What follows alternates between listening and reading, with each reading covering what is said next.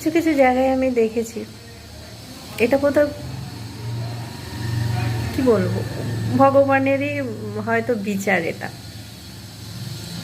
হাজবেন্ডরা প্রচুর অগোছালো, প্রচুর, মানে তার কোনো সীমা নেই, তারা কিছু বোঝেই না, গোছানো গাছানো ব্যাপারটাই তারা বুঝতে পারে না। অথচ উল্টো দিকে মেয়েটা গোছানো গাছানো পরিপাটি, সে একদিক দিয়ে গোছাচ্ছে, হাজব্যান্ড আর একদিক দিয়ে ছড়িয়ে ছিটিয়ে রাখছে।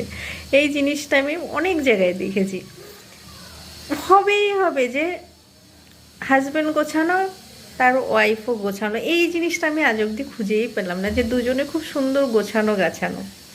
একজন গোছানো হলে আর একজন মানে বিশ্ববিখ্যাত অগোছালো যাকে বলে। এই জিনিসটা হয়তো ভগবান উপর থেকে মানে ম্যাচ করে পাঠায়, যে না হলে ভারসাম্য বজায় থাকবে না, সেই কারণে হয়তো পাঠায়, এটা আমার মনে হয়।